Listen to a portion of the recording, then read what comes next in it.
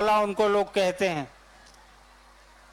मुझे याद है कि साहब के ड्राइंग रूम में पहले एक तस्वीर लगी होती थी महादेव की, बहुत खूबसूरत सी, पीछे में कैलाश दिखता था। साहब ने उसके नीचे एक लाइन लिख दी थी, तू चीज बड़ी है मस्त मस्त, एक फिल्म का गाना था। और वो बहुत दिनों तक वो तस्वीर साहब के ड्राइंग रूम में लगी रहती थी, हाल तक थी, इधर वो फट गई है, पुरानी हो गई थी। तो जिसने जिस स्वरूप में उनको देखा, महादेव ने उसको वैसे ही अपनाया है। साहब ने अपने जीवन के 40 साल शिव के गुरु स्वरूप को स्थापित करने में लगाया, हम तक आप तक पहुंचाने में लगाया। उसके पहले बाल्यकाल से ही वो श्मशान, तंत्र मंत्र, साधना, इन सब चीजों में लगे रहे। वैसे आप जिस पश्चिम बंगाल में बैठे हैं, हम और आप, ये खुद तांत्रिकों की धरती है, महापुरुष माता काली का स्थान है। कई एक महान तांत्रिक यहां हुए हैं। मैंने साहब को बचपन से देखा तंत्र मंत्र साधना करते हुए। जितनी मेरी समझ थी, जितना मैं समझ पाता था, जितना मैं देखता था,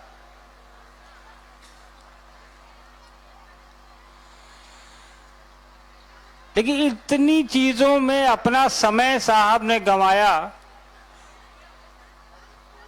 उसके बाद जब उनको अनुभूति हुई कि शिव गुरु का काम करते हैं, भगवान गुरु का भी काम करते हैं। साहब कहते थे कि, मेरी माँ कहती थी कि, मेरे पिता कहते थे कि गुरु भगवान होते हैं, तो भगवान गुरु क्यों नहीं हो सकते। जब साहब को ये चीजें अनुभूत हुई, साहब को ये चीजें बताई गई कि भगवान शिव गुरु का भी काम करते हैं। कई एक वर्षों तक तो साहब ने लोगों को कहा ही नहीं कि शिव गुरु है, कमरे से बाहर किसी को बताया ही नहीं। लेकिन धीरे धीरे कालांतर में जब साहब ने लोगों को कहना शुरू किया, क्योंकि साहब को किसी ने कहा कि तुमको कहना है। कल ही मैं एक साहब की चर्चा सुन रहा था, उसमें साहब ने कहा है कि पिछले 10,000 साल में मैं एक अकेला इंसान हूं जिसने लोगों को कहा है कि शिव को गुरु बनाइए। इस कालखंड में कोई दूसरा नहीं। तो साहब ने जब लोगों को कहना शुरू किया कि शिव को गुरु बनाइए, गुरु बनाकर 3 काम कर लीजिए, चौथा कुछ करना नहीं है, किसी फेर में नहीं पड़ना है, ये 3 सूत्र से 2 नहीं होना है, 3 से 4 नहीं होना है। और साहब ने एक कमरे से बाहर निकलकर लोगों को बताना शुरू किया, और दीदी ने कदम कदम पर उनका साथ दिया। उनका बड़ा पुत्र होने के नाते मुझे ये सौभाग्य प्राप्त है कि नजदीक से देखा है उनको, नजदीक से गुरु भाई बहनों को देखा है, समझा है।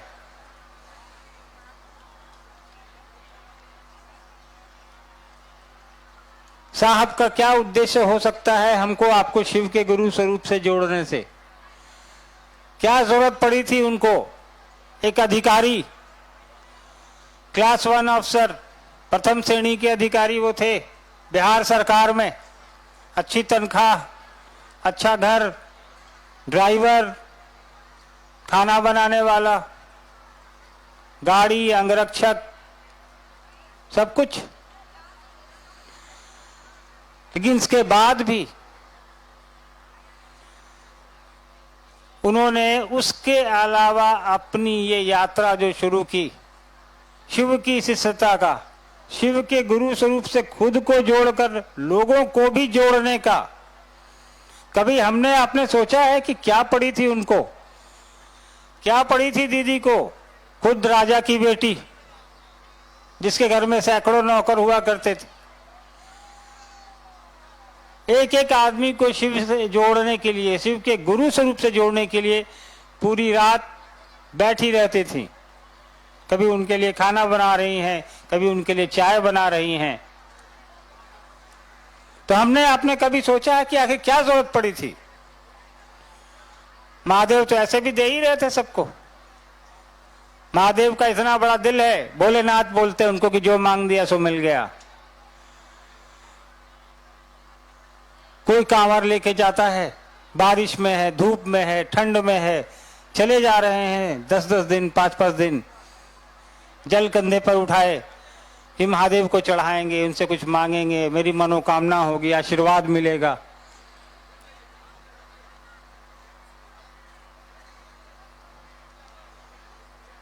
लेकिन साहब ने कहा कि महादेव की पूजा तो हजारों साल से करते आ रहे हैं हम और आप। स्थितियां कहां बदली, क्या बदलाव हुआ? एक परिवर्तन जो इतने दिनों में पूजा करके हमको आपको अपने अंदर महसूस हुआ हो। महादेव के एक से एक बड़े भक्त हुए। सबसे बड़ा ताकतवर, लोग कहते थे रावण, बहुत बड़ा महाबली इंसान, बहुत बड़ा पंडित। महादेव ने जो घर बनाई उसके लिए, गृह प्रवेश के लिए उसको बुलाया, उसने घर ही मांग लिया। महादेव ने कहा ले जाओ, दे दिया पूरा सोने का महल। लेकिन रावण के काम आया वो? कितने दिन उसने उस महल में अपने जीवन के बिताए। वही महल उसकी मौत का कारण बन गया। उसने उसमें माता सीता को ले जाकर रखा, न महल रहा ना वो खुद रहा। तो भक्त तो बहुत बड़ा था, हजारों साल साधना उसने की थी महादेव की। लेकिन ज्ञान का अभाव था कि उस चीज की, उस शक्ति की जो महादेव ने उसको दी थी, उसका इस्तेमाल उसको कैसे करना है, ये उसने महादेव से नहीं लिया। तो ज्ञान के अभाव में संसार की सारी चीजें घातक हो जाती हैं। सांसारिक ज्ञान तो आपको शिक्षक दे देगा जो स्कूल में पढ़ाते हैं, माँ बाप दे देंगे, भाई बहन दे देगा, पड़ोसी दे देगा, दोस्त मित्र दे देगा। लेकिन उससे ऊपर भी कुछ ज्ञान की आवश्यकता हमको आपको जीवन में पड़ती है, जो हजारों साल से शारीरिक गुरुओं के माध्यम से हम और आप लेते आए हैं, जब से भी शरीर में इंसान आया है। लेकिन साहब ने कहा कि जब महादेव हैं और हम और आप जान रहे हैं कि वो गुरु का काम करते, जगत गुरु है, गुरुओं के गुरु हैं, तो भैया जब जगत गुरु के रूप में महादेव उपलब्ध हैं हमारे आपके बीच, और साहब ये कहने वाले पहले नहीं हैं कि जगत गुरु हैं वो, इसके पहले भी लोगों ने कहा, तभी ना माना किसी ने। 110 लोगों ने, 12 लोगों ने जो माना, शिव पुराण में जिनकी चर्चा है। लेकिन साहब वो इंसान पहले जरूर हैं जिसने जनमानस को कहा कि महादेव आपके भी गुरु हो सकते हैं, वो आज भी गुरु का काम करते हैं। He was the first man, साहब वो पहले इंसान जिसने हमको आपको शिव के गुरु स्वरूप से जोड़ा, इस अवधारणा से जोड़ा, इस यात्रा के की सड़क पर लाकर खड़ा कर दिया, कहा कि 3 काम करो और सीधा चलते चलो।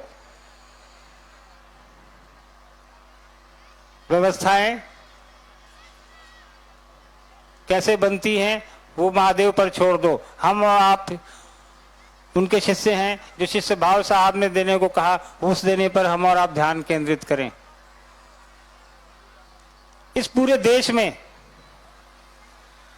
या देश से बाहर भी आप जाएंगे तो महादेव के मंदिर आपको मिलेंगे। आप बाली चले जाएं, मॉरिशस चले जाएं, फिजी चले जाएं, इंडोनेशिया चले जाएं, इन सब जगहों पे आपको महादेव के मंदिर मिलेंगे। इसलिए ऐसा नहीं है कि महादेव सिर्फ इस देश में हमारी संस्कृति तक ही सीमित थे। आज भी बाहर आप जाएं, आपको मंदिर, पुराने मंदिर मिलेंगे, नए तो बन ही रहे हैं और बनते रहेंगे।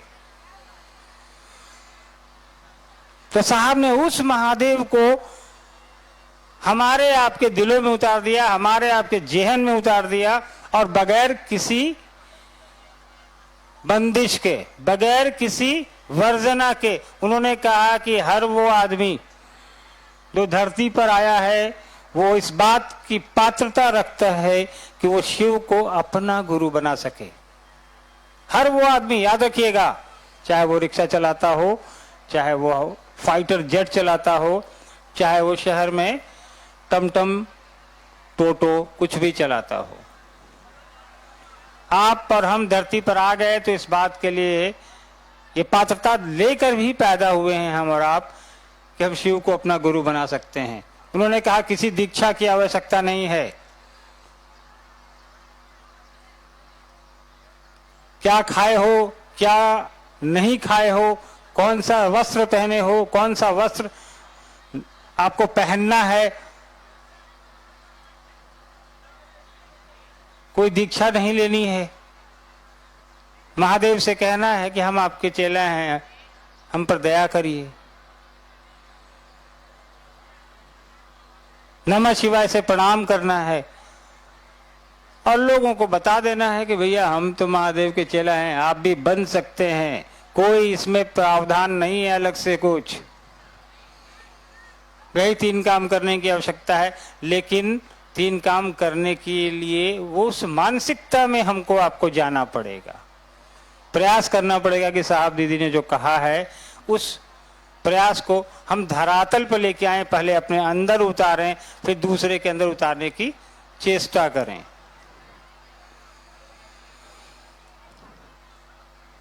हमारे आपके पूरे इस भारत देश के कोने कोने में आप चले जाएं, उत्तर में जाएं, दक्षिण में जाएं, पूर्व में जाएं, पश्चिम में जाएं, हर क्षेत्र में आपको अलग अलग देवताओं की पूजा होती दिखेगी या उनके मंदिर दिखेंगे, उनकी प्रधानता दिखेगी हर क्षेत्र में। लेकिन आपके गुरु शिव, हमारे गुरु शिव ही एकमात्र ऐसे देवता हैं जिनकी प्रधानता पूरे देश में आपको दिखाई देगी। चाहे आप दक्षिण भारत जाएं, चाहे आप बंगाल में रहें, चाहे महाराष्ट्र में रहें, चाहे आप नॉर्थ ईस्ट चले जाएं, हर जगह तो उसी महादेव की बात करनी है, उसी महादेव से जुड़ना है, खुद को लोगों से भी जोड़ना है। इसमें कोई रॉकेट साइंस नहीं है, कोई बहुत बड़ी टेक्नोलॉजी नहीं दी है साहब ने। मन का खेल है, मन से जुड़ने का प्रयास करना है, लोगों को जोड़ने का प्रयास करना है, किसी आडंबर की जगह नहीं है, सिर्फ प्रेम का खेल है, मन का खेल है, उस पर आगे बढ़ते जाना है, प्रयास करते रहना है। धूप बहुत है, मैं समझ सकता हूं, कई लोगों ने पेड़ की छांव में अपनी जगह ढूंढ ली है। इससे एक चीज जरूर सीखिएगा, धूप तेज है, पेड़ छांव दे रहे हैं, साहब को भी, दीदी को भी और हमको आपको भी। साहब ने हमेशा कहा वृक्ष लगाइए, वृक्ष बचाइए, उसकी सेवा करिए। प्रत्यक्ष उदाहरण आपके सामने है, आधे लोग मैदान में हैं, आधे लोग पेड़ की छांव में हैं। तो वृक्षों को बचाने का संकल्प लेके जाइएगा, अगली बार धूप से बचिएगा कहीं ना कहीं। चलिए, बरखा जी आपके बीच हैं, उनसे बात करिए, सुनिए। हम लोग इस प्रयास में हैं कि थोड़ी धूप से आप लोग को बचाएं, कार्यक्रम को थोड़ा जल्दी समाप्त करें। लेकिन इस बात के लिए आप लोग का आभारी जरूर रहूंगा कि इतनी गर्मी में आप बैठे हैं, धैर्यपूर्वक सुन रहे हैं। ये बता रहा है कि शिव का गुरु स्वरूप को आपने धारित किया, उनके साहब दीदी ने जो बताया है, जो 3 सूत्र, वो हम आप पकड़ रहे हैं, उस पर चलने का प्रयास कर रहे हैं। तभी आप अपना समय निकाल के, अपने पैसे लगा के, इस शारीरिक कष्ट में भी आप बैठकर हमको आपको सुन रहे हैं, इस उम्मीद के साथ कि यह यहाँ से जो भी आप सुन के जाएंगे, क्षेत्रों में लोगों तक पहुँचाने का प्रयास करेंगे। साहब दीदी का वो उद्देश्य जो अब हमारा और आपका भी है, उसको जन जन तक पहुँचाएंगे। अपने गुरु शिव की बात, अपने गुरु शिव की बात हर एक कान तक पहुँचनी चाहिए, इस उद्देश्य को लेकर वापस जाएंगे। आप लोग सभी, तमाम कार्यक्रम तो अभी चलेगा, लेकिन न मेरा ये काम नहीं है, लेकिन मैं यहाँ के आयोजक, यहाँ के प्रशासक, यहाँ के की मीडिया और आप सभी को, जिन लोगों ने भी इस आयोजन में सहयोग किया है, मैं व्यक्तिगत तौर पे आप लोगों का आभारी हूं, आप लोग का धन्यवाद देता हूं। आप सभी को प्रणाम है, मुझको अनुमति दीजिए। धन्यवाद।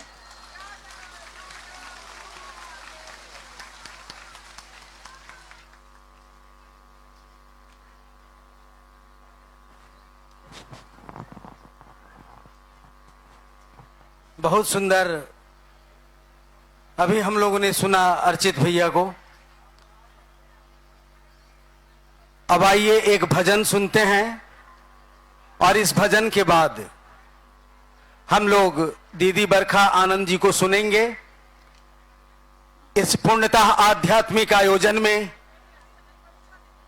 इसी शहीद मीनार के मैदान से इस विधा के प्रवर्तक साहब श्री हरिंद्रानंद जी ने प्रत्येक को स्मरित कराया है, पूरे विश्व को, कि यहां शिव गुरु हैं, कोई व्यक्ति नहीं। इसलिए स्थिर होकर सुनिए कि हर व्यक्ति आ रहे हैं जो शिव के शिष्य हैं, शिव के शिष्य हैं। वो अपने गुरु शिव और साहब दीदी के दिल के आग को कैसे आपके हृदय का आग बनाना चाहती हैं, उस बिंदु पर हम सुनेंगे दीदी बरखानंद जी को।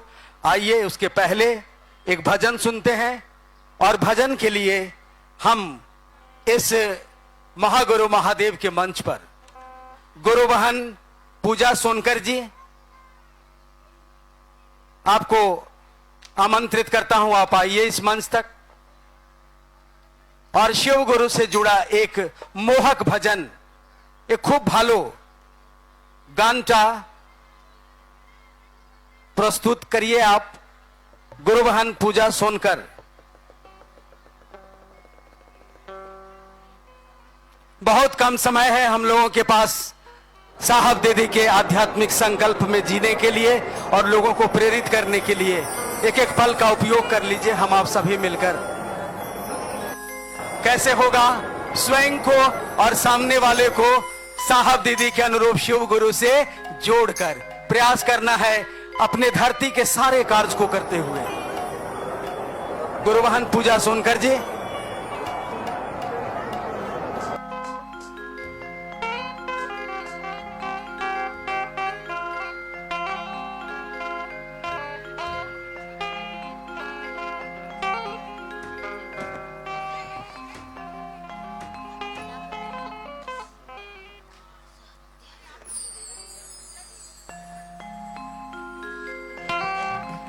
Hello hello hello hello.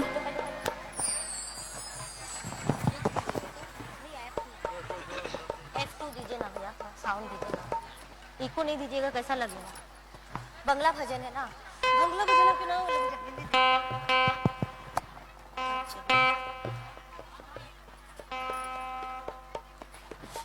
नहीं चाहती थी, सॉरी।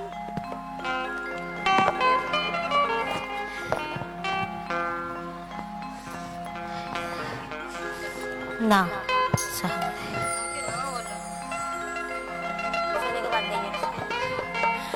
সবথেকে প্রথম নিজের গুরু শিবের চরণে প্রণাম জানাই।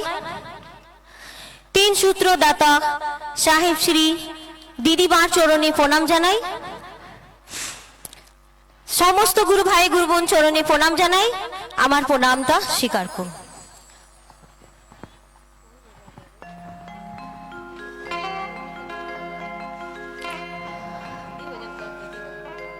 মঙ্গল দীপে জ্বলে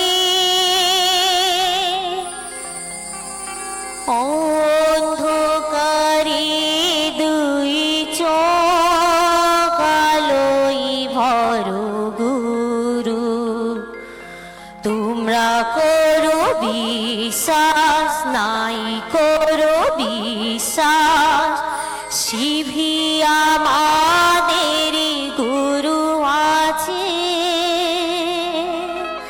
শিবই আমাদের গুরু আছে। মঙ্গল দীপ জ্বলে অন্ধকারে দুই চোখ আলোয় ভর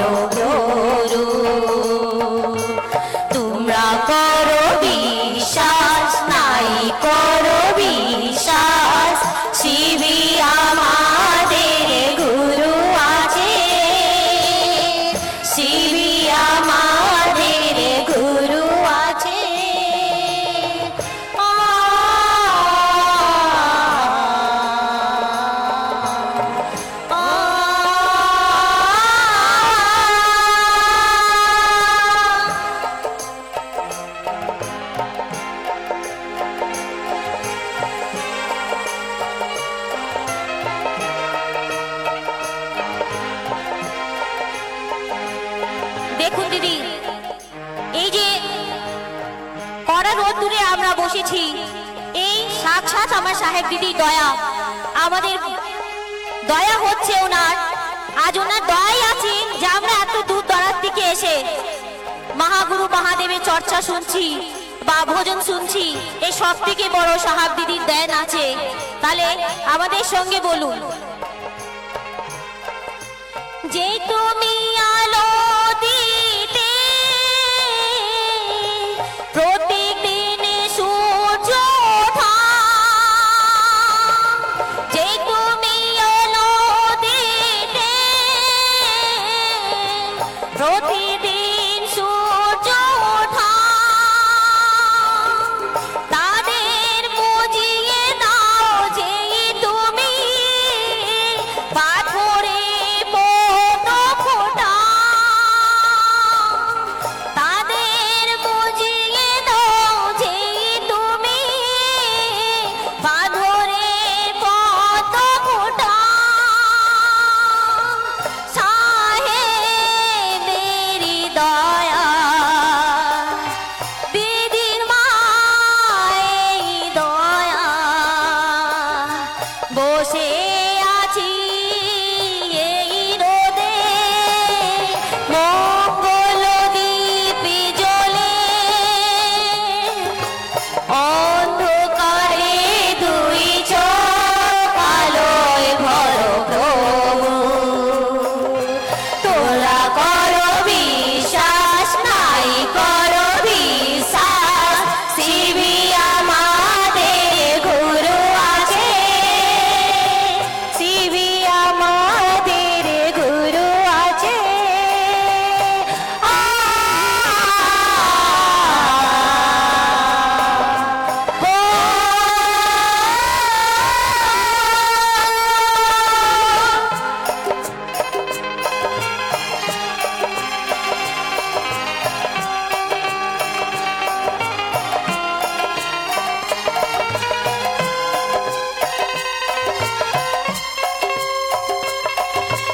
চলো আমরা নিজে গুরু ধ্যানে যাই। দিদিরা একটু আস্তে আস্তে দেখে দেন।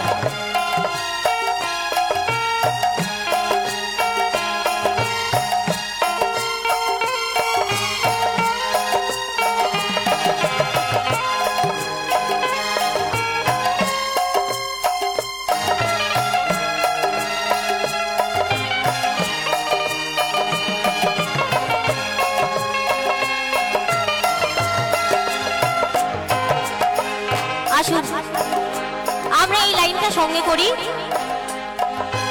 সাহেবেরি এই দয়াতে চর্চায় আসলাম আমি, সাহেবেরি এই দয়াতে চাই আসলাম আমি, দিদিমা দয়াতে, দিদিমা দয়াতে, তাদের সারায় বসে আছি, মঙ্গল দ্বীপ জ্বলে, অন্ধকারে দুই চোখ আলোয় ভরো প্রভু, তোমরা করো বিশ্বাস, নাই করো বিশ্বাস, শিবি আমাদের গুরু আছে, শিবি আমাদের গুরু আছে, শিবি আমাদের গুরু আছে।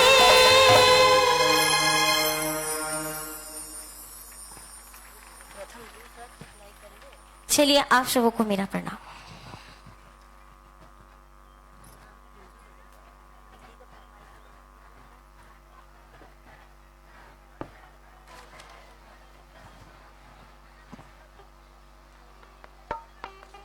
आध्यात्म जगत ही मंगल दीप प्रज्वलित करता रहा है भारत में, और आज भी साहब दीदी उसी दीप को जला रहे हैं।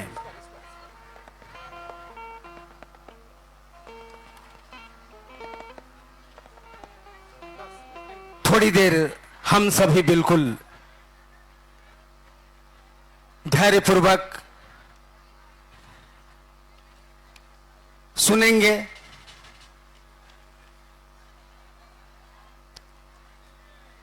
दीदी बरखा आनंद जी से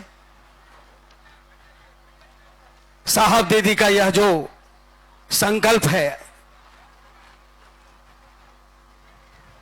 एक एक व्यक्ति को शिव से जोड़ना, उनके हृदय की आवाज है ये। आओ चले शिव की ओर, शिव की ओर हम आप चले जा रहे हैं साहब दीदी के साथ। हम आज चाहेंगे महाकाली के इस आध्यात्मिक भावभूमि धरती पर दीदी बरखा आनंद जी से अनुरोध है कि हम सभी और संबल प्राप्त करें शिव की ओर चलने में। जो साहब की हृदय की आवाज है, साहब के इस संकल्प को अर्पित है आपका जीवन, ऐसा प्रतीत हो रहा है। हम आपको महागुरु महादेव के इस मंच पर हम सभी मिलकर आमंत्रित कर रहे हैं, आप आइए और मां काली के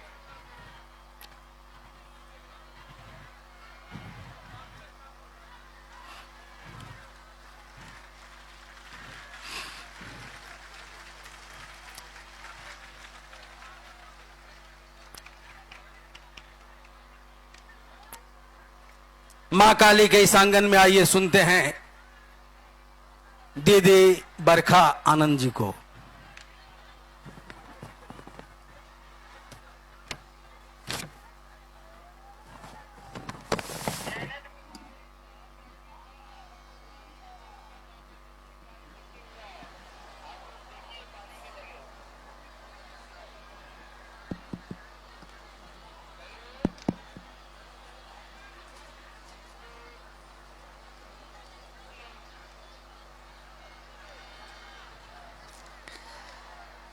मेरे गुरु महेश्वर शिव को मेरा प्रणाम है।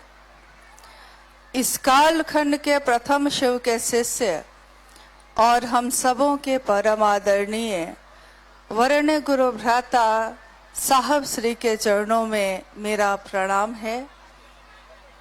शक्ति स्वरूपा मां नीलम आनंद जी के चरणों में मेरा प्रणाम है। कोलकाता के इस शहीद मीनार मैदान में उपस्थित आप सभी गुरु भाई गुरु बहन के चरणों में मेरा प्रणाम है। आप मेरा प्रणाम स्वीकार करें।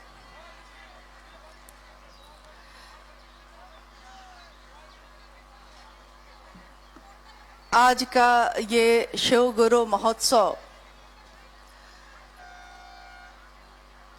जो आयोजित किया गया आप सभी गुरु भाई गुरु बहनों के द्वारा, और इसमें असंख्य ऐसे लोगों ने अपनी सहभागिता दी। कुछ दिखाई दे रहे हैं, कुछ दिखाई नहीं दे रहे हैं, लेकिन अगर कोई इमारत बनी है तो उसमें हर व्यक्ति की ईंट एक लगी है, तभी इमारत इतनी बुलंद है। ये शहीद मीनार मैदान का स्थल बंगाल की धरती में इसकी एक भूमिका है। जब जब शिव शिष्यता की बात आएगी, बंगाल की धरती पे जब ये विस्तार पा रही थी, इस स्थान पे साहब और दीदी का आगमन हुआ। इस स्थान पे, इस मैदान में 2 कार्यक्रम ऐसे हुए जो बंगाल की धरती के लिए मील का पत्थर साबित हुए। और इस स्थान पे उस समय हमारे वर्ण गुरु भ्राता आए, शिव की शिष्यता का संदेश दिया। उन्होंने लोगों से आवाहन किया कि शिव सबके हैं, लेकिन अगर तुम्हारे ना हो सके तो तुम्हारे लिए किस काम के। महादेव सार्वजनिक है। कोई भी सत्ता जो सार्वजनिक होती है, कोई भी सत्ता जो सबकी होती है, वो किसी एक की नहीं होती। हमारे पूर्वजों ने हजारों हजार सालों से ये बातें सुनी होंगी कि शिव भगवान हैं, शिव सबके लिए है, लेकिन किसी के मन में ये बात पैदा नहीं हुई कि जो सबका है वो किसी एक का नहीं होता, और जो किसी का अपना नहीं होता उसकी परवाह भी हम नहीं करते हैं। महागुरु महादेव, जगत गुरु महादेव, आदि गुरु महादेव, शिव के विभिन्न स्वरूपों की पूजा अर्चना का अविरल प्रवाह इस धरती पे होता आया है। अविरल यानी निरंतर, लगातार होता आया है। हजारों साल का इतिहास उपलब्ध है। जब से उपलब्ध है तब से शिव के अनेक स्वरूपों की चर्चा उसमें है, जिसमें कभी उनको रुद्र कहा गया, कभी उनको शंकर कहा गया, कभी शिव कहा गया, कभी नीलकंठ कहा गया, नटराज, महामृत्युंजय, त्रयंबक यानी 3 नेत्रों वाले, कामदेव को भस्म करने वाले, नटराज के रूप में तांडव नृत्य करने वाले, और करुणावतारम के रूप में, करुणा की मूर्ति के रूप में अपनी करुणा बरसाने वाले। शिव के असंख्य स्वरूप पूरे भारतवर्ष में पूजित हुए, पूजे गए। लोगों ने ईश्वर के रूप में उनसे अपनी मनोकामनाओं की पूर्ति भी मांगी और पाई। मनोकामना जो भी मांगी गई उनकी पूरी हुई। न जाने क्यों लोगों ने शिव के ज्ञानदाता स्वरूप से ज्ञान नहीं मांगा। कोई नहीं जानता कि इसके पीछे क्या कारण है। हमारे आपके जैसे इंसान, हमसे पहले भी जो हमारे माता पिता हुए, उनके भी जो माता पिता, उनके भी जो माता पिता, ये सिलसिला जो चला आ रहा है, उसमें अरबों की जनसंख्या में कहीं कहीं इक्के दुक्के ऐसे व्यक्ति हुए जिनके बारे में हमने सुना है कि वो शिव के शिष्य हैं, शिव के भक्त हैं, शिव के गण हैं। कहा जाता है कि शिव अपने गणों से ही शोभायमान होते हैं, यानी उनके गण ही उनकी शोभा है। अन्य देवी देवता आभूषण पहनते हैं, अन्य देवी देवता मंदिरों में हैं, या उनके दास हैं, दासियां हैं, सेवक हैं, लेकिन देवों के देव महादेव के भक्त या शिष्य उनके दास नहीं है, उनके सेवक नहीं है, उनके गण हैं। गण का मतलब होता है, सामान्य तरीके से समझिए तो गण मतलब आदमी, महादेव का आदमी। हम अपने दुनिया में जब चलते हैं तो लोग पूछते हैं कि आप किसके आदमी हैं। कोई पूछता है आप किसके आदमी हैं, और हम सब शिव के शिष्य ये कहते हैं कि हम शिव के शिष्य हैं तो शिव के ही न होंगे। आज कहते हैं, लेकिन एक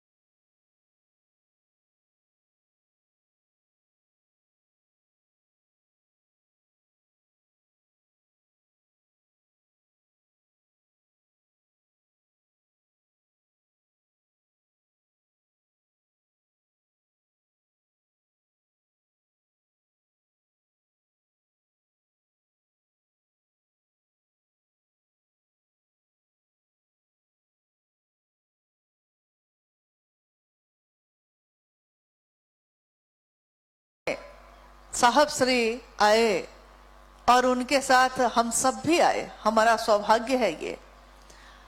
और उस समय साहब ने कहा कि ऐसा नहीं है कि आपने पहले नहीं सुना है, इसी धरती पे कवि रविंद्रनाथ टैगोर ने कहा कि आमी नटराजेर चेला चित्ताकाशी देख छिखेला, मैं नटराज का चेला हूं, मैं नटराज का शिष्य हूं। चित्ताकाशी देख छिखेला, चित्त के आकाश में, ये जो मेरी चेतना है, ये जो मेरा चित्त है, इस चित्त के आकाश में मैं ये खेल देख रहा हूं। बांधन खोलर सीख छी साधन, बंधन को खोलने का साधन सीख रहा हूं, तरीका सीख रहा हूं कि बंधन कैसे खुलता जाता है, कैसे अपने आप खुलता जा रहा है, ये तरीका सीख रहा हूं। और महाकालेर त्रिशूल नाचे, महाकाल का त्रिशूल नाच रहा है, मैं अपने चित्त के आकाश में ये खेल देख रहा हूं और मेरे सारे बंधन खुलते जा रहे हैं। इस धरती के कवि ने भाव के उस उच्च स्तर को छुआ, नहीं छुए होते तो ये वाक्य उन्होंने कहा ही नहीं होता। उन्होंने ये महसूस किया, इस स्तर तक उनका भाव गया है, तब उन्होंने ये कहा है। यानी ये कहा उन्होंने, लोगों ने पढ़ा, लेकिन ये बंधन कैसे खुलते हैं ये तरीका नहीं जाना। और शिव की शिष्यता में साहब हरिंद्रानंद जी ने इतना ही भर किया कि उन्होंने ये नहीं कहा कि मेरे पीछे आना, उन्होंने 3 सूत्रों में कहीं भी अपना नाम तक नहीं दिया। आज तक ऐसा भी नहीं हुआ था कभी। आज तक जब भी आप कोई भजन आरती कुछ भी उठाइए, कोई तरीका जो पहले कहा गया है किसी के द्वारा, कोई बात जो विशेष रूप से कही गई है लोगों के लिए, जिसने कहा है उसने उसमें अपना नाम भी शामिल किया है। ऐसे कितने दृष्टांत है, ऐसे कितने उदाहरण है। लेकिन 3 सूत्र शिव को गुरु बनाकर हम और आप करते हैं। पहला सूत्र, मन ही मन अपने गुरु शिव को ये मानसिक संप्रेषण देना।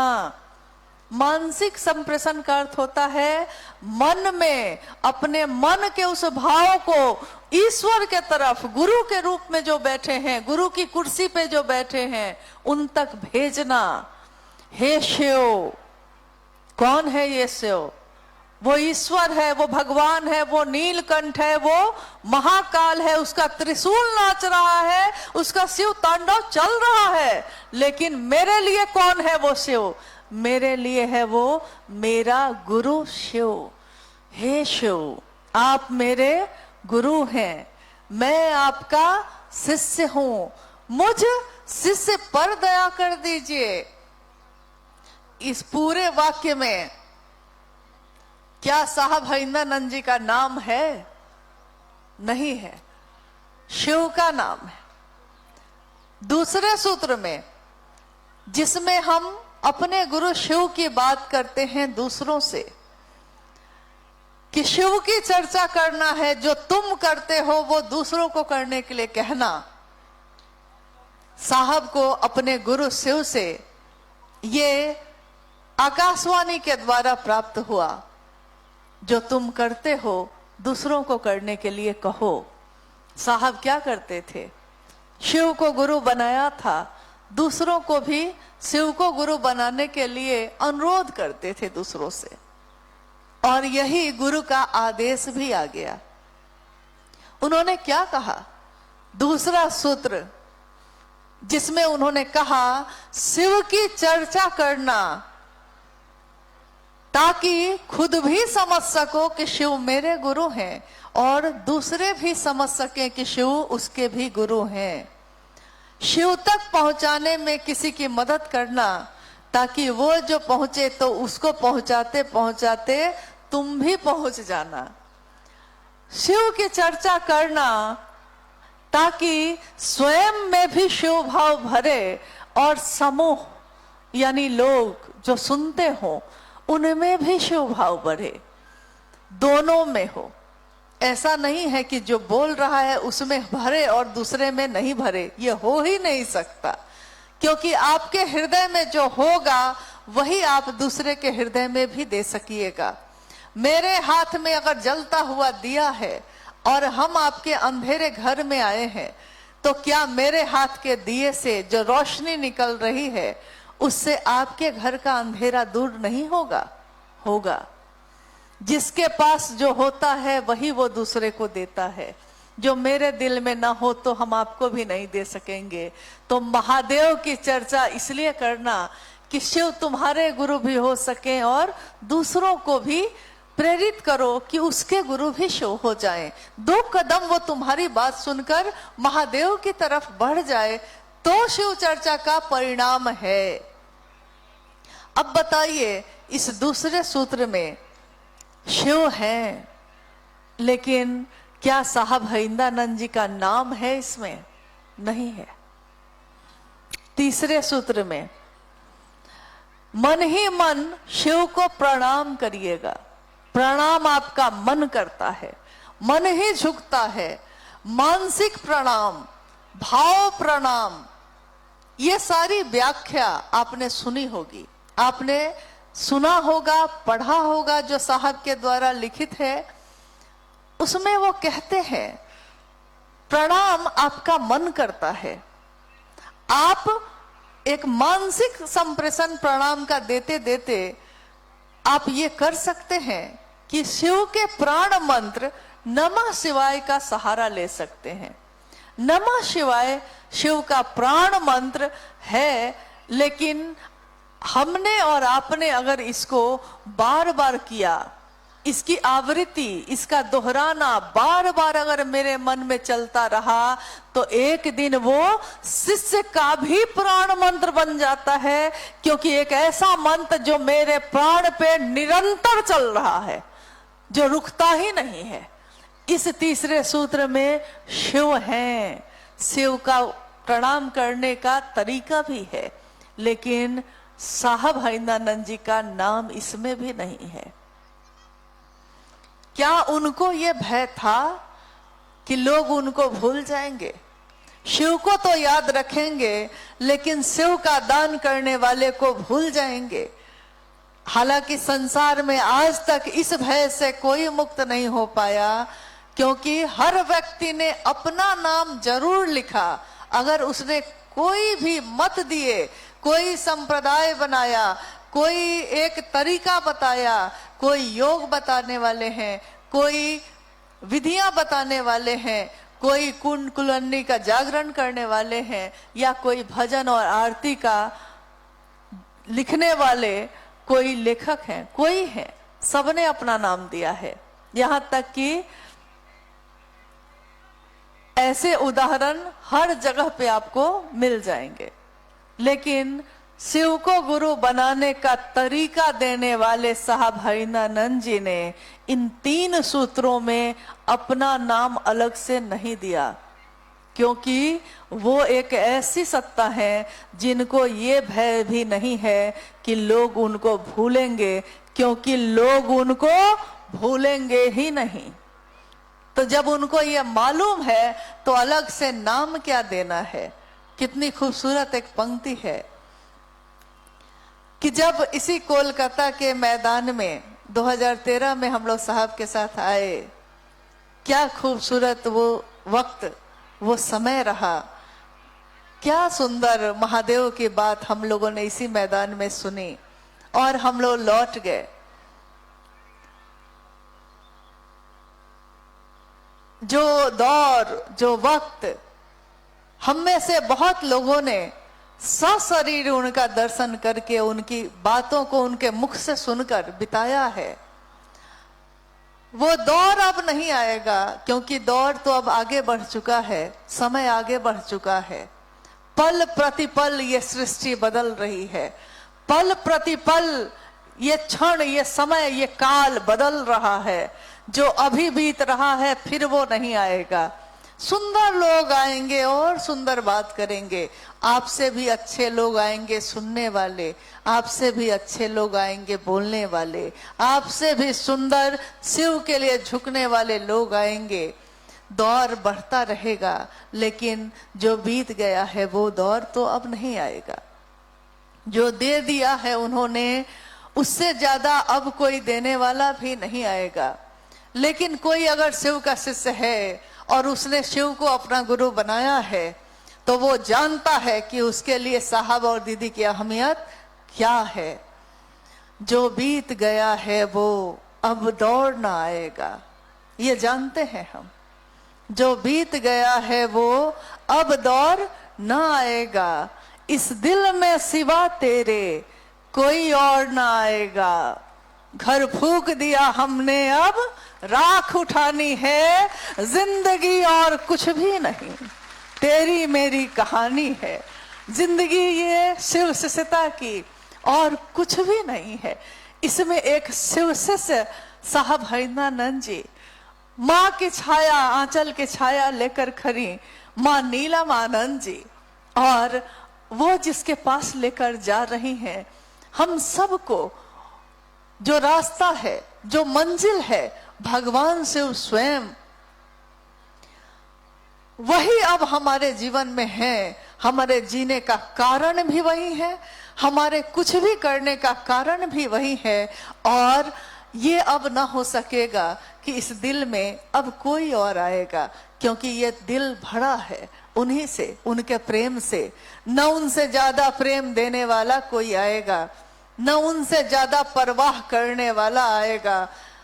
क्योंकि ऐसी परवाह कौन करता है कि अगर गुरु भाई गुरु बहन मिलने आए हैं और उन्होंने अपनी चप्पल बाहर खोली है, बारिश का समय है, बारिश होने लगी है, साहब शिव चर्चा कर रहे हैं और बीच में रुक कर वो कहते हैं कि क्या तुम लोगों के चप्पल बाहर है, बारिश में भीग रही है?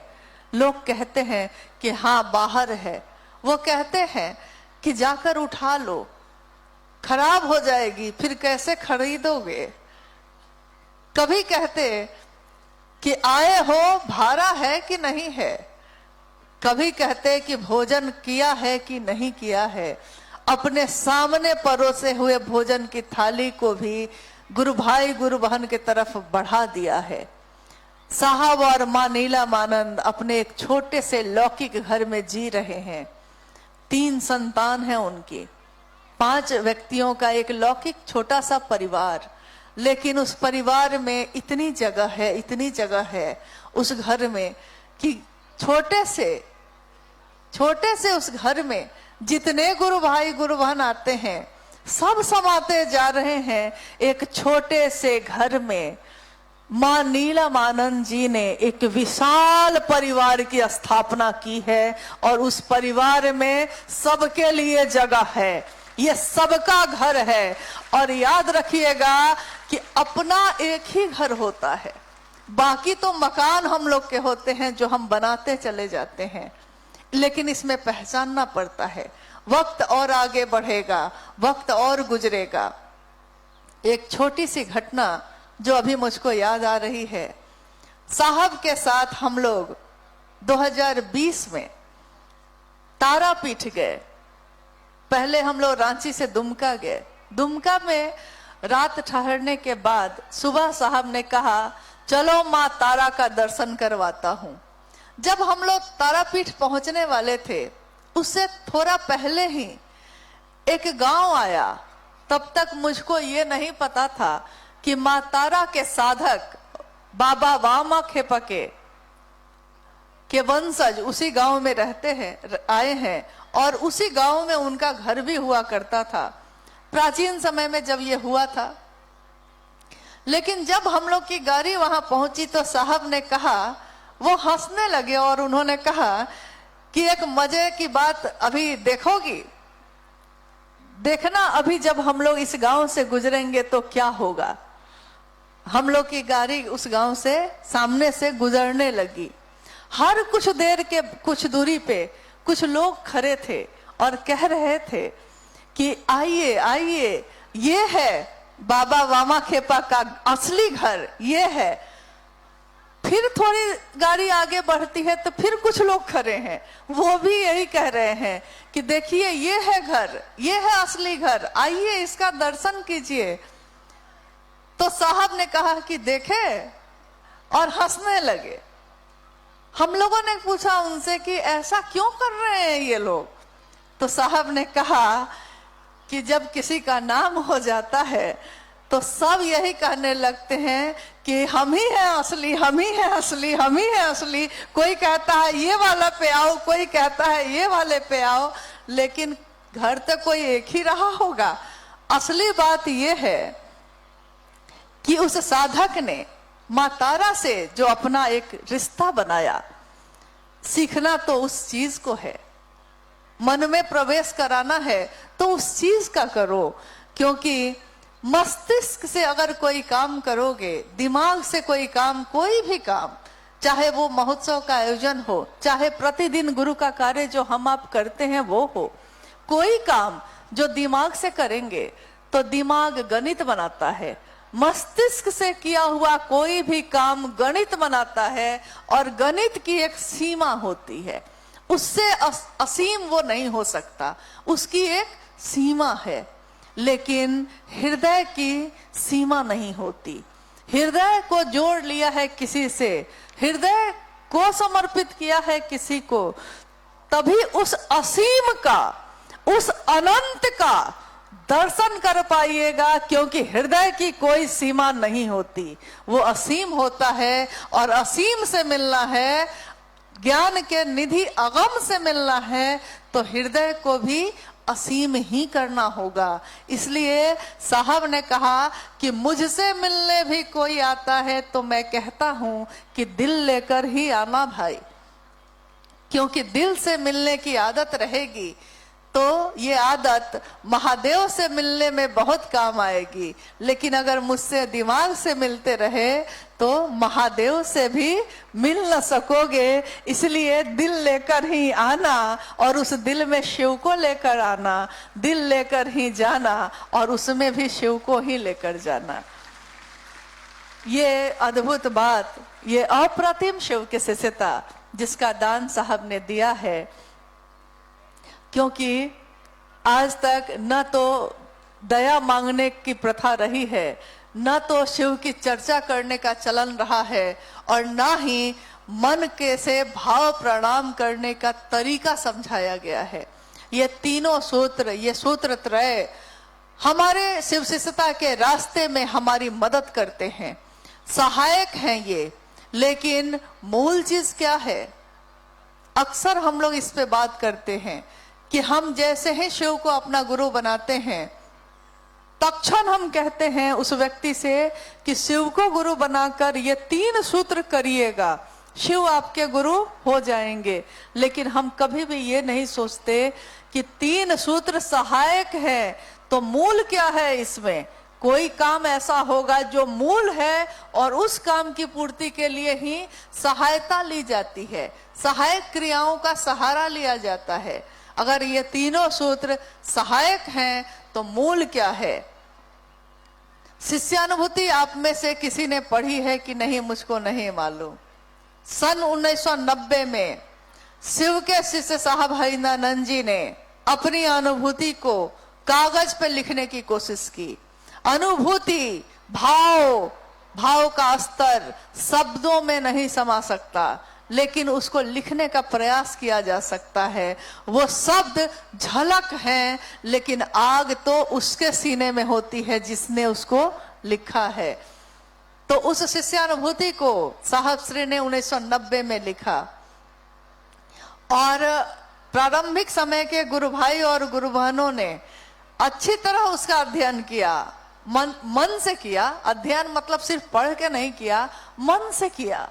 और जब इक्के दुक्के 200-400 गुरु भाई गुरु बहन हुए, तब भी प्रतिदिन शिव चर्चाओं में उसकी पंक्तियों को दोहराया जाता था। क्या खूबसूरत पंक्तियां हैं उसकी, हर पंक्ति, हर वाक्य शिष्यता के उच्चतम शिखर को छूता है। शिव भाव के शिखर की तलहटी में ही समस्त संकीर्णताएं तिरोहित हो जाती हैं। शिव विसंगतियों में संगति की स्थापना है। अद्भुत वाक्य। क्या मैं पूछ सकती हूं कि अभी इस मैदान में उपस्थित आप में से कितने लोगों ने साहब की शिष्यानुभूति को पढ़ा है? आप में से किसी ने पढ़ा है इसको? पढ़े हैं, लेकिन संख्या फिर भी कम ही लग रही है। आधे लोग पढ़े हैं, आधे लोग नहीं पढ़े हैं। मेरा अनुरोध है कि उसको पढ़िएगा जरूर। आप चाहिए तो इसकी कोई कीमत नहीं ली जाती है। आप जब भी चाहिए कभी अगर आइए, या यहाँ के गुरु भाई गुरु बहन अगर आते हैं तो ले आ सकते हैं, आपको दे सकते हैं। उस पूरी पुस्तक में एक वाक्य लिखा है ऐसा जिसके बारे में लिखा गया है कि ये अनिवार्य है। एक ही चीज, बाकी शिष्यानुभूति में कंगन पहनना भी अनिवार्य नहीं कहा गया है। तीनों सूत्र भी सहायक प्रक्रिया है, कंगन भी सहायक है, शिव का काम करने में आपकी मदद करता है। क्योंकि आप कंगन जब रुद्राक्ष का पहनते हैं तो कोई देख के पूछता है आपसे, कंगन पहने हैं, रुद्राक्ष पहने हैं, क्या बात है? तो आपको एक मौका मिल जाता है शिव चर्चा करने का, यानी ये भी मदद करता है। तो अनिवार्य कुछ भी नहीं लिखा है, एक पंक्ति लिखी है जिसमें लिखा हुआ है कि ये अनिवार्य है। क्या आप में से कोई ये बता सकते हैं कि वो पंक्ति क्या है?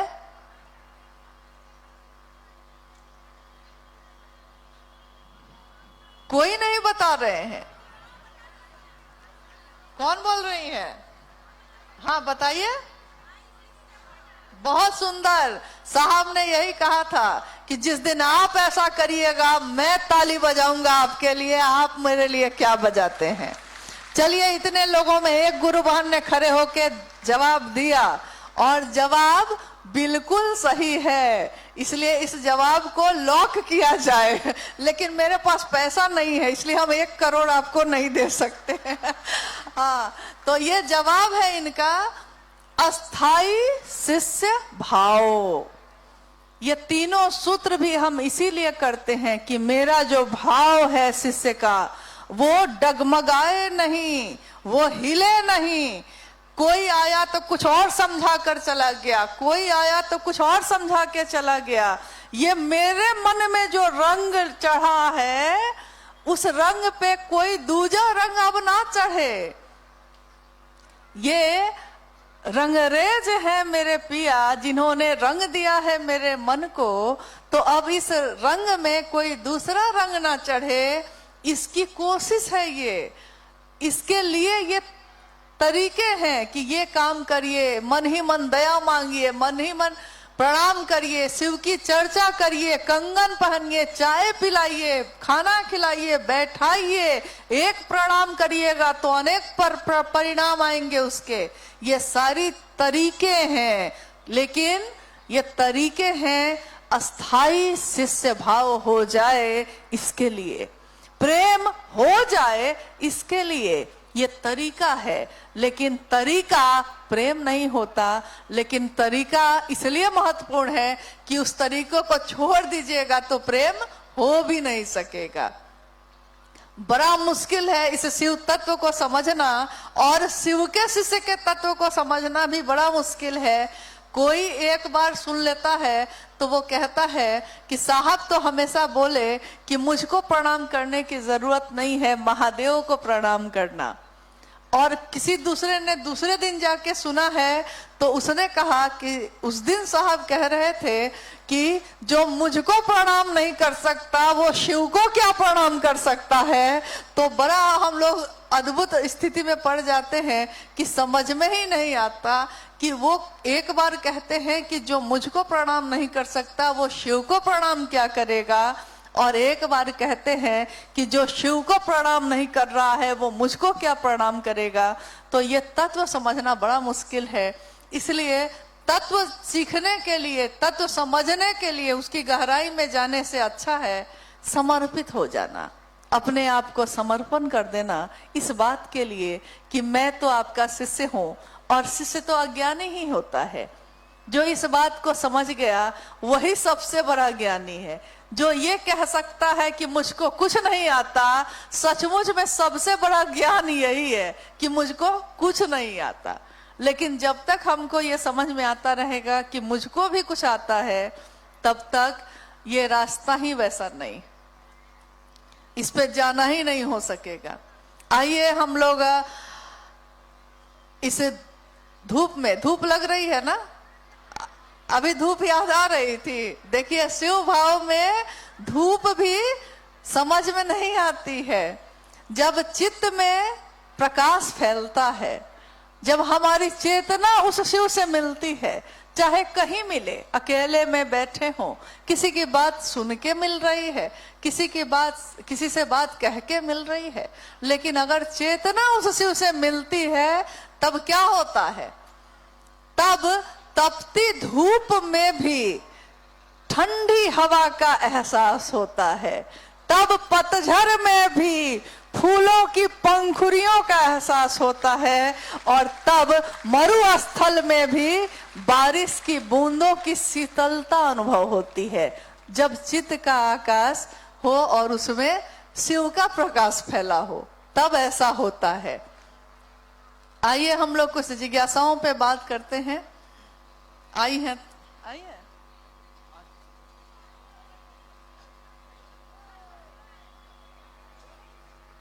माइक में आवाज दीजिए।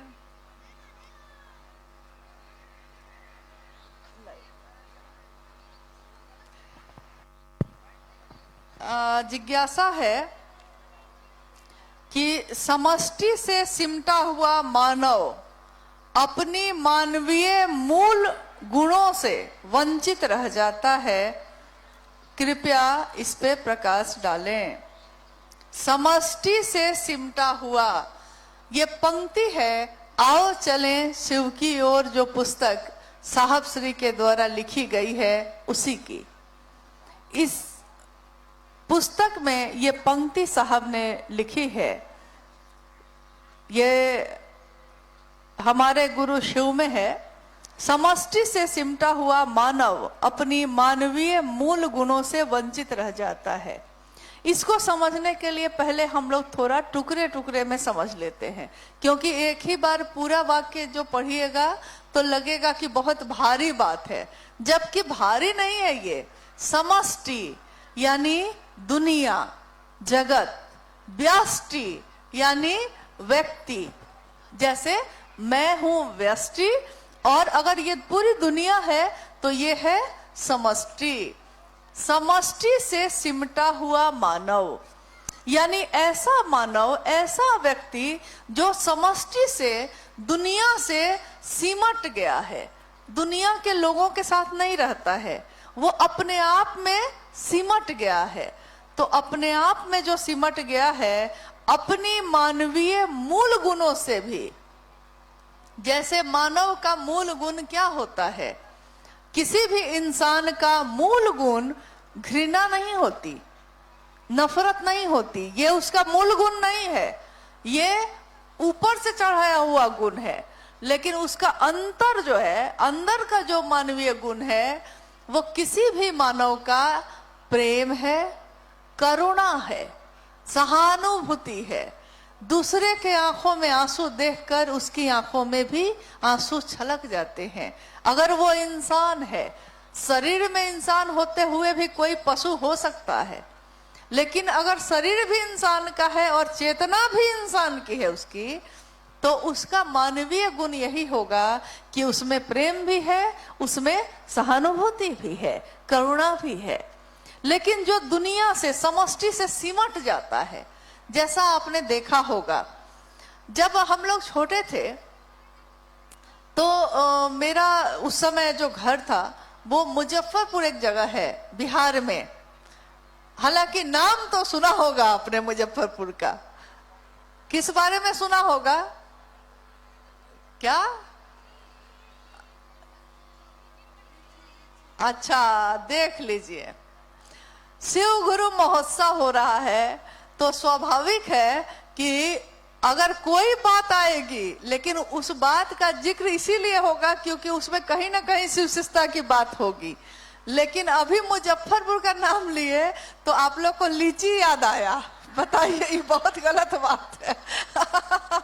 हालांकि हाँ, ये भी बात सही है कि लौकिक चीज देखिएगा तो लीची के लिए प्रसिद्ध है, लेकिन शिव शिष्यों के लिए वो धरती नमः शिवाय की भूमि हम कहते हैं उसको, क्योंकि तुर्की जो मुजफ्फरपुर में है उसी तुर्की के स्थान पे साहब श्री के सांसों पे नमः आया था हवा के झोंके के साथ और शिवाय उतर गया था। इसलिए हाँ, नाम तो सुना होगा आपने, अब तो नाम सुना होगा। तो मेरा बचपन, लेकिन वहीं मुजफ्फरपुर जिले में ही, शहर में ही घर है मेरा। जब हम लोग छोटे थे, समष्टि की बात हो रही है इसलिए एक उदाहरण दे रहे हैं अपने जीवन से। तो हम लोग छोटे थे, अभी फरवरी का महीना है, अगले महीने में होली है। तो तब तक हम लोग होली मतलब समझते थे कि होली मतलब होली के दिन दिल मिल जाते हैं, रंगों से रंग मिल जाते हैं और गिले शिकवे भूल के दोस्तों दुश्मन भी गले मिल जाते हैं। हम लोग बचपन में होली यही समझे थे, क्योंकि मोहल्ला का हर आदमी होली में शामिल होता था। इसका अर्थ हुआ कि सारा घर अलग अलग होते हुए भी एक परिवार की तरह था। नतीजा कि अगर कोई किसी घर में बीमार है और उसके घर में कोई नहीं है तो मोहल्ले के सारे लोग उसकी तीमारदारी में लग जाते थे। लेकिन इन कुछ वर्षों में, अभी कितने वर्ष हुए होंगे, 20-25 वर्षों के अंदर में इतना परिवर्तन हुआ है कि अब कभी पूछते हैं, जा तो पाते नहीं हैं लेकिन पूछते हैं कि क्या होली में आप लोग सबके यहाँ गए थे, लोग आप सबके यहाँ आए थे, तो पता चलता है कि अब होली जैसे पर्व में भी कोई घर से नहीं निकलता है, कोई किसी को अबीर लगाने नहीं जा रहा, कोई किसी के घर में पुआ खाने नहीं आ रहा। न जाने क्या हो गया है, घर बढ़ते चले गए हैं और रिश्ते टूटते चले गए हैं। ऐसा हो गया है, यानी समष्टि से सिमटा हुआ। दुनिया में पहले थे कि सब एक दूसरे से मिलते थे, अब सब अपने में सिमट गए हैं। कोरोना काल में, कोरोना जब हुआ था, रांची में एक घटना हुई जिसमें एक बूढ़ी महिला, उसका जो शरीर, उसकी मौत हो चुकी थी, लेकिन क्योंकि कोरोना का समय था कोई किसी के तरफ झांक भी नहीं रहा था। तो जब दुर्गंध उठने लगी तो लोगों को पता चला, पुलिस में खबर की गई, फिर प्रशासन आया और उस महिला के शरीर को वहां से उठा के ले जाया गया। देखिए, जैसे ही दुनिया से सिमट के कोई आदमी अकेला होता है, अकेला यानी अलग फ्लैट में रहेंगे, अब माँ बाप के साथ नहीं रहेंगे, अब संयुक्त परिवार में नहीं रहेंगे, अब पति पत्नी अलग रहेंगे, भाई भाई के साथ नहीं रहना चाहता, दोस्त दोस्त के साथ भी औपचारिक हो गया है। अगर अपने आप आ जाए तो आप पूछते हैं कि बोल के क्यों नहीं आया, पहले से क्यों नहीं बताया, यानी औपचारिकता हो गई। क्या हुआ? मूल मानवीय गुण भी खत्म हो गए। मौत हो गई किसी की आपके बगल के फ्लैट में और आपको पता भी नहीं चला, क्योंकि आपने कभी 10 साल से आप वहां हैं लेकिन आपने कभी पता ही नहीं किया कि आपके बगल में कौन रहता है। न उसको आपसे वास्ता, न आपको उससे वास्ता। समष्टि से सिमटा हुआ व्यक्ति मूल मानवीय गुणों से भी वंचित हो जाता है। करुणा खत्म हो गई, सहानुभूति खत्म हो गई। जब खत्म हो गई तब क्या ढूंढते हैं? हम किसी को प्रेम नहीं देते, लेकिन हर व्यक्ति दूसरे से प्रेम ढूंढता है। अभी अनु भैया जब आए और चर्चा कर रहे थे तो उन्होंने कहा कि गर्मी बहुत है तो लोग जो है पेड़ ढूंढ रहे हैं।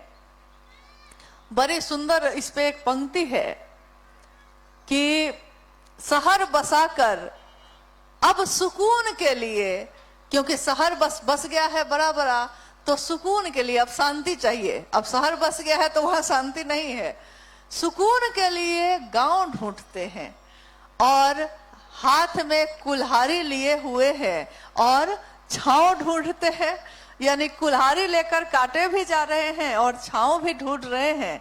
तो जब काट ही दिया है तो अब छांव कहाँ मिलेगा। आज शिव शिष्यता को इस कालखंड में 50 वर्ष से ऊपर हो गए, 91वां वर्ष बीत रहा है। 50 वर्ष से ऊपर ये शिव की शिष्यता का ये कालखंड में समय हो गया। प्रारंभिक समय में कैसे कैसे लोग आए होंगे, किस तरह उन्होंने अपने निर्बल सामर्थ्य में, न्यूनतम व्यवस्था में महादेव के काम को बढ़ाने में अपनी भूमिका दी होगी। लेकिन जैसे ही भीड़ थोड़ी बढ़ी, कुनबे में थोड़ा सा लोग बढ़े, तो हमको आपको सबको ये अच्छा लगता है। हालांकि जो थोड़ा पुराना हो गया उनको भी झुकना चाहिए, उनको भी अपने बाद आए हुए गुरु भाई गुरु बहनों को प्रेम देना चाहिए, रास्ते पे चलने का तरीका बताना चाहिए और साहब और दीदी के बारे में सुनाना चाहिए, ताकि वो सुने और समझें कि उनके जीवन में इसकी क्या भूमिका है, इसकी क्या कद्र है, शिव की शिष्यता क्या है, ये समझने में उनको मदद मिले। और नए जो गुरु भाई गुरु बहन बन रहे हैं और आ रहे हैं तेजी से, हम सब चाहते हैं, साहब स्वयं चाहते हैं कि वो लोग आगे बढ़े, महादेव के काम को और बढ़ाए, विस्तार दे, व्यापक करे और कोई किसी के रास्ते में खड़े होकर रोके नहीं, उसको चलने में मदद करे। लेकिन उनको भी ये याद रखना चाहिए कि पांव सूखे हुए पत्तों पर अदब से रखना। पांव जो आज पत्ते गिर के जो सूखे हुए आपको लग रहे हैं, कभी हरे थे वो, कभी उसी हरे पत्तों ने हवा दी थी, ठंडक दी थी, छांव दी थी। पांव सूखे हुए पत्तों पर अदब से रखना, धूप में मांगी थी तुमने पनाह इनसे कभी। इसी पंक्ति को बैनर पे लगवाया था साहब ने और रांची में एक कार्यक्रम का आयोजन किया, जिसमें उन सभी गुरु भाई गुरु बहनों को बुलाया, उनसे मिले, जो उस समय चले जब तपती दोपहर थी शिव शिष्यता की, और यही लोग छाया बनकर लोगों को लेकर चल रहे थे। आज उनके शरीर शिथिल हो गए हैं, लेकिन हम उनकी भूमिका को नजरअंदाज नहीं कर सकते। हम सभी शिव के शिष्यों को उन सभी सूखे पत्तों पर अपने पांव को अदब से रखना चाहिए, क्योंकि उस समय जब साहब दीदी के साथ हम और आप न थे, उन लोगों ने ही इस महादेव के काम को बढ़ाने में मदद की थी। हम उनको कम से कम प्रणाम तो कर सकते हैं, हम कम से कम उनके प्रति कृतज्ञ तो हो सकते हैं। आइए कुछ जिज्ञासाओं पे हम बात कर लें। जिज्ञासा है कि साहब कहते हैं शिष्य की तरह सोचो, सोचने में क्या तुम्हारा खर्च होता है, तो ये शिष्य की तरह सोचना क्या होता है, कृपया दीदी जी बताया जाए। देखिए, ये प्रश्न है कि साहब कहते हैं कि शिष्य बनकर सोचा करो, यही ना? हाँ, शिष्य की तरह सोचो। क्या शिष्य की तरह सोच भी नहीं सकते हो, साहब कह रहे हैं। जिज्ञासा भी यही है, शिष्य की तरह सोच भी नहीं सकते हो। शिष्य क्या सोचेगा? कोई भी शिष्य अपने गुरु के बारे में सोचता है कि मेरे गुरु के आदेश का पालन हो रहा है कि नहीं हो रहा है, और मेरे गुरु का नाम इससे बढ़ेगा कि घटेगा। कोई शिष्य होगा तो वो यही सोचेगा, क्या मेरे इस काम से, मेरे इस कृत्य से महादेव का नाम होगा तो हम उस काम को करेंगे, और अगर मेरे इस काम से महादेव का नाम बदनाम होगा तो कदापि न करेंगे न करने देंगे। ये भी बात है। जो शिष्य होगा वो अपने गुरु का झंडा बुलंद रखता है, और गुरु का झंडा बुलंद रहेगा हमेशा।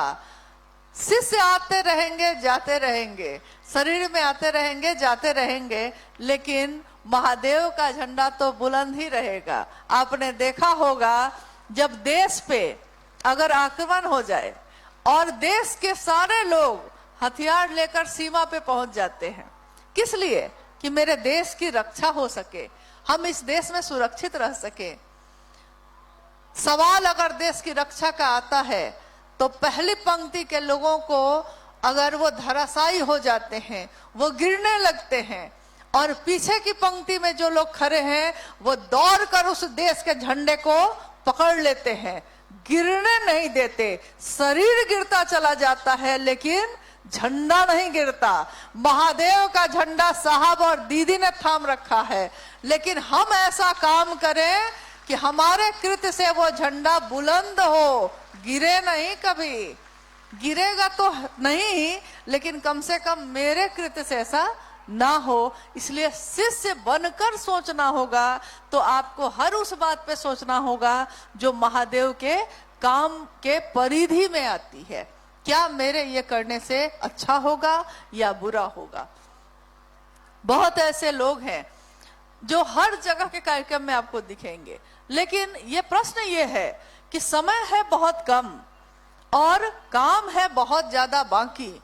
बहुत काम अभी बाकी है।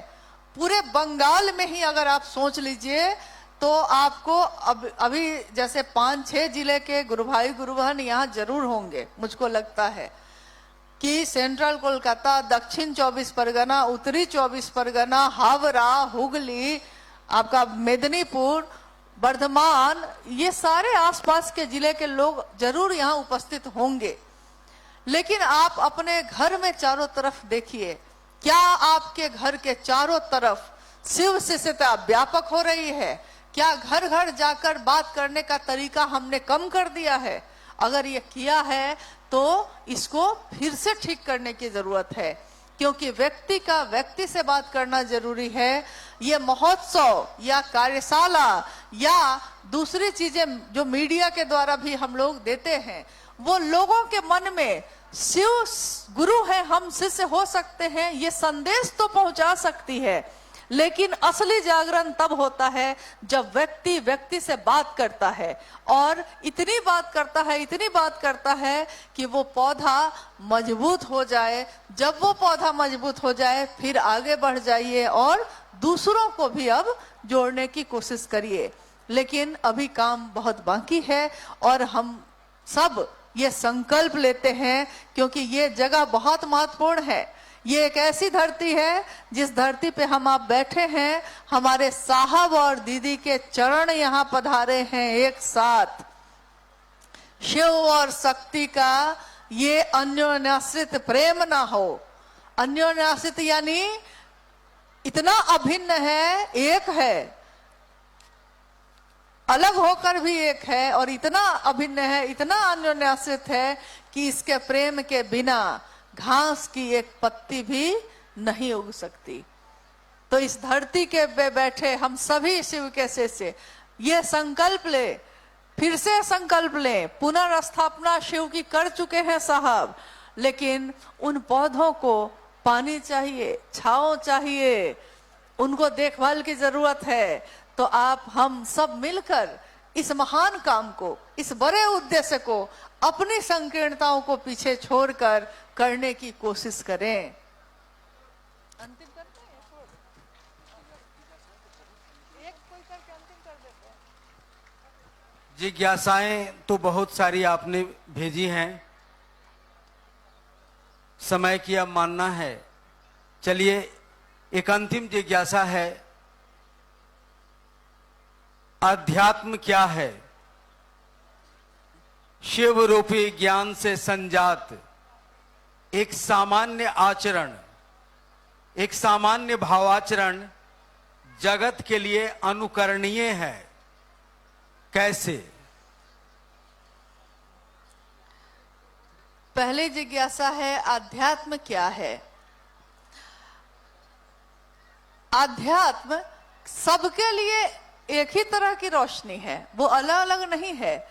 लेकिन जिसके शरीर में जो जीवात्मा है तो वो परमात्मा का ही अंश, ऊर्जा ही है वो। वही ऊर्जा जो मनुष्य के शरीर में आई है, अंश में आई है, तो उसको मनुष्य आत्मा कहते हैं, जीवात्मा कहते हैं। वही ऊर्जा जो परम ऊर्जा के साथ है, परमात्मा कहते हैं। और वही जो अलग अलग शरीर में जिसका प्रस्फुटन हुआ है, जो अंश है शिव का, उसी ऊर्जा से आज हम आप सब चल रहे हैं। साहब कहते हैं कि दिया यानी जिसमें आप दीप जलाते हैं, वो दिया चाहे सोने का हो, चाहे चांदी का हो, चाहे मिट्टी का हो, या किसी बालू से आपने बना लिया है, गोबर से बना लिया है, दिया चाहे अलग अलग हो सकता है, लेकिन उस दिए की रोशनी, उसमें जो बाती है, उसको जलाने के बाद उसकी रोशनी को देखकर अगर दिए को ढक दिया जाए और सिर्फ आपको रोशनी दिखाई दे, तो आप भी बता नहीं सकिएगा कि ये रोशनी सोने के दिए से जल रही है कि मिट्टी के दिए से जल रही है। ये पता नहीं चल पाएगा, क्योंकि रोशनी सबकी एक ही है। इसीलिए आध्यात्म यानी खुद की खोज, मैं कौन हूं, कहां से आया हूं, कहां को जाऊंगा। ये फूल जो खिलते हैं, मुरझाते हैं, कैसे खिलते हैं, कैसे मुरझा जाते हैं। एक दिन साहब श्री ने भी ये सोचा था। साहब के परिवार में, साहब के पिताजी के जो पिताजी थे, यानी साहब के दादाजी, उस समय सिवान के अमलोरी में हैजा फैला और 3 दिनों के अंतराल में साहब के दादाजी और उनके भाई, 2 भाई, सारे के सारे लोग 3 दिन के अंतराल में खत्म हो गए। साहब ने लिखा है इसको कि मैं सोचता था कि ये क्या होता है कि अचानक कोई चलता फिरता हंसता बोलता आदमी, ऐसा क्या होता है कि वो सीधे चलते चलते खत्म हो जाता है। लगता है जैसे उसके अंदर का वो प्राण निकलते ही उसके शरीर में अब कुछ ना रहा। ये कहां से आया था, कहां को चला गया, मैं कौन हूं, कहां से आया था, जब नहीं आया था तो कहां था, और जब इस शरीर से निकलूंगा तो कहां जाऊंगा। इसकी खोज ये है अध्यात्म। और एक जिज्ञासा है कि शिव के शिष्य का एक सामान्य भावाचरण भी जगत के लिए अनुकरणीय होता है। शिव भाव से संजात एवं प्रगाढ़ सामान्य भावाचरण भी, इसकी ये जो पंक्ति है, ये पंक्ति भी किस पुस्तक की है, कहां लिखा हुआ है ये पंक्ति? शिष्यानुभूति में। देखिए बहुत जरूरी है उसको पढ़ना। शिष्यानुभूति की ये पंक्ति जिसमें साहब कह रहे हैं कि शिव भाव से संजात एवं प्रगाढ़, संजात मतलब भींगा हुआ, डूबा हुआ उसमें, और प्रगाढ़ यानी गहरा। एक सामान्य भावाचरण, एक सामान्य भावाचरण का अर्थ हुआ कि दैनिक काम आप चल रहे हैं, आप बोल रहे हैं, आप बैठा रहे हैं किसी को, आप खिला रहे हैं, आप खा रहे हैं, आप सो रहे हैं, आप जग रहे हैं, आप मिल रहे हैं, आप विदा हो रहे हैं। एक सामान्य भावाचरण। लेकिन ये सामान्य भावाचरण क्या है, इसमें क्या है? इस सामान्य आचरण में भाव है, भावाचरण, यानी ये आचरण भाव के साथ है। तो जिस भी शिव के शिष्य के मन में शिष्य भाव प्रगाढ़ होगा, गहरा होगा, उसका सामान्य भावाचरण भी जगत के लिए अनुकरणीय हो जाता है। यानी उसके चलने का तरीका, उसके प्रणाम करने का तरीका। आप में से कितने लोगों ने देखा होगा, साहब श्री से जब भी आप मिले होंगे तो आप जब तक प्रणाम कर ही रहे होंगे कि आपने देखा होगा कि उनके दोनों हाथ पहले ही जुड़ गए और झुककर वो प्रणाम कर रहे हैं। इतना सुंदर प्रणाम कि देखकर ही मन मोह जाए और लगे कि प्रणाम हो तो ऐसा हो। क्योंकि प्रणाम तो ऐसा भी होता है ना कि कोई आया है ऐसे घुटना छुआ और प्रणाम कर लिया, कोई आया है उसने ऐसे ऐसे किया और प्रणाम हो गया। लेकिन एक प्रणाम ऐसा भी होता है जिसमें भाव भरे होते हैं और वो झुकता है। वो आप में भी शिव को देख रहे हैं इसलिए झुक रहे हैं, हम में भी शिव को देख रहे हैं इसलिए झुक रहे हैं। तो जो शिव का शिष्य होगा उसका जो सामान्य भावाचरण होगा उसको हर चीज में वो शिव ही दिखाई देगा, शिव से अलग कुछ भी नहीं दिखेगा। जब एक लैला के इश्क में मजनू को की हालत ये हो गई कि वो गुजर रहा था और एक मौलवी साहब खुदा की इबादत कर रहे थे, मजनू उनकी चादर जो बिछी हुई थी उस पर गुजर कर चला गया। वो गुस्से में आ गए और उन्होंने मजनू से कहा कि तुमको दिखता नहीं है कि मैं खुदा की इबादत कर रहा था और तुम मेरी चादर पर से चले गए, कुचल के चले गए। बेचारा घबरा गया। प्रेम में डूबा हुआ आदमी प्रेम में जिससे प्रेम करता है उसमें डूबा होता है, दूसरों को पता चलता नहीं है।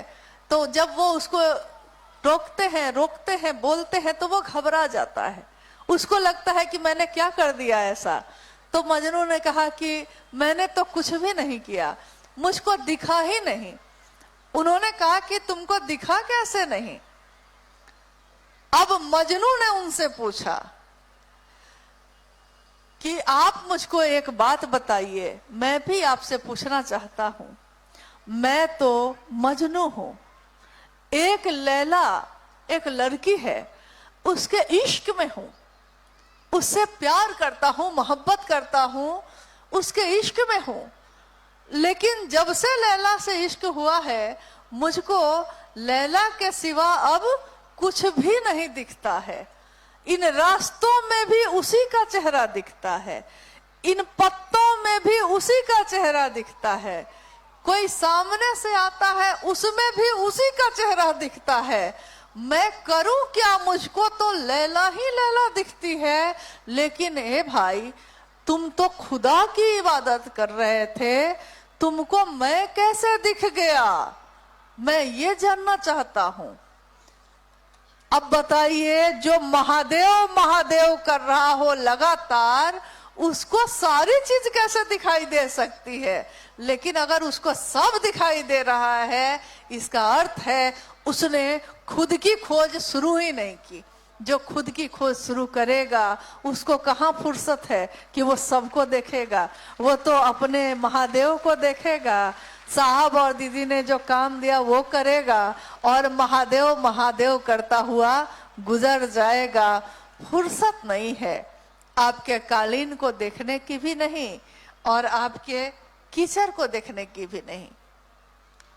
आज तो हम सब के पांव वैसे ही हैं। महादेव के काम में चलते चलते साहब और दीदी के पांव कीचड़ से भर गए। माँ ट्रैक्टर पे बैठ के गांव गांव उनके साथ गई। उस समय जब वो डिप्टी कलेक्टर थे, माँ नीलम आनंद जो डिप्टी कलेक्टर की पत्नी और एक राज परिवार की बेटी, लेकिन गांव गांव जाना है और लोगों तक ये संदेश पहुंचाना है कि वो शिव को गुरु बनाए, तो सारी का आंचल उनका कीचड़ से भर जाता था। गुरु भाई कहते कि जा जा माँ, कीचड़ लग गया पूरा। साहब कहते कि वो पंक्ति नहीं सुनी तुमने कि बाढ़ की संभावनाएं सामने हैं और किनारों पर घर बने हैं। बाढ़ की संभावना यानी कभी भी बांध से पानी टूट सकता है, ये सब कुछ खत्म हो सकता है। बाढ़ की संभावनाएं सामने हैं और इसको बचाना है, तो बचाने के लिए तो कीचड़ में उतरना पड़ेगा, काम करना पड़ेगा। तो आज जो है बाढ़ की संभावनाएं सामने हैं और किनारों पर घर बने हैं। आपके कालीन देखेंगे फिर कभी, अभी तो पांव कीचड़ से सने हैं, तो अभी तो ये पांव कीचड़ में चल रहे हैं। ताकि गांव-गांव, घर-घर में शिव शिष्यता का दिया जले, शिव शिष्यता की गूंज उठे। एक दिन साहब ने ये सोचा, ये जो दूर मंदिरों से आवाज आती है मधुर घंटियों की, कोई जाता है मंदिर में, वो घंटी बजाता है कहने महादेव को कि मैं आया हूं आपके द्वार, उस घंटी से एक मधुर ध्वनि हवाओं में फैल जाती है। साहब कहते हैं कि मंदिरों से आती हुई इस मधुर ध्वनि को मैं शिव का शिष्य हरिंद्रानंद लोगों के जीवन में घोलना चाहता हूं। और याद रखिएगा, जब भी उन्होंने ये कहा है मैं शिव का शिष्य हरिंद्रानंद, तब हर व्यक्ति को यह समझना चाहिए कि अब वो किसी के भाई नहीं, किसी के पिता नहीं, किसी के मित्र नहीं, कोई पदाधिकारी नहीं है जो बोल रहे हैं। ये शिव के शिष्य के रूप में, पूरी तरह शिव के शिष्य के रूप में साहब हरिंद्रानंद जी बोल रहे हैं। तो जब भी कहीं लिखा हुआ पढ़िए, जब भी उनकी चर्चाओं को सुनिए तो रुकिए उस जगह पे जब वो बोल रहे हो कि मैं शिव का शिष्य हरिंद्रानंद। इसका अर्थ है कि वो सीधे शिव उनके माध्यम से हम सबों तक कोई संदेश दे रहे हैं और इसके बीच में कोई नहीं है। साफ उन्होंने कहा है, शिव शिष्यता का बॉस इस धरती पे एक मैं हूं और कोई नहीं हो सकता। ये उन्होंने खुद कहा और ये सच है, ये सच्चाई है कि अगर हम उत्तरदायी होंगे तो सिर्फ उनके लिए जिन्होंने ये रास्ता दिखाया है, जिन्होंने चलना सिखाया है, जिन्होंने उंगलियां थामी हैं और कह रहे हैं कि आओ चले शिव की ओर। क्या कह रहे हैं? केवल कह रहे हैं कि इसमें भाव भी शामिल है। हाँ, तो इस भाव के साथ कि हम सब शिव की ओर चलें, कामना भी यही है। साहब और दीदी के प्रति अगर कृतज्ञ हो कि हम कुछ भी कर सकेंगे तो करना भी यही है। तो आइए हम सब शिव के शिष्य इस सुंदर शिव गुरु महोत्सव में, जिसमें सबने सहभागिता दी और अंतिम क्षणों तक मात्र अपने गुरु की दया के आश्रय में जाकर ही ये संपन्न हो सका है। हम सभी शिव के शिष्य अपने गुरु शिव को कुछ भी नहीं दे सकते, बस झुक गए हैं, कृतज्ञ हैं कि आपकी दया का आश्रय अगर हो तो फिर सारी कायनात अपनी ही हो जाती है। सब उसमें मदद करते हैं, सबने मदद की, सबने अपनी सहभागिता दी है। सबको हम सभी शिव शिष्यों के तरफ से धन्यवाद है, आभार है, प्रणाम है। अपने गुरु महादेव से भी ये दया की याचना है कि हम सभी शिव शिष्यों को इसी तरह अपनी तरफ बढ़ाते रहिए, अपना काम कराते रहिए। शिष्य बनेंगे कि ना बनेंगे नहीं जानते, ये तो आप जानते हैं, लेकिन अपना काम कराते रहिए। शिष्या ना समझ कोई बात नहीं, तेरे काम तो आने दे। आप सभी के चरणों में प्रणाम है। आप सबको मेरा प्रणाम।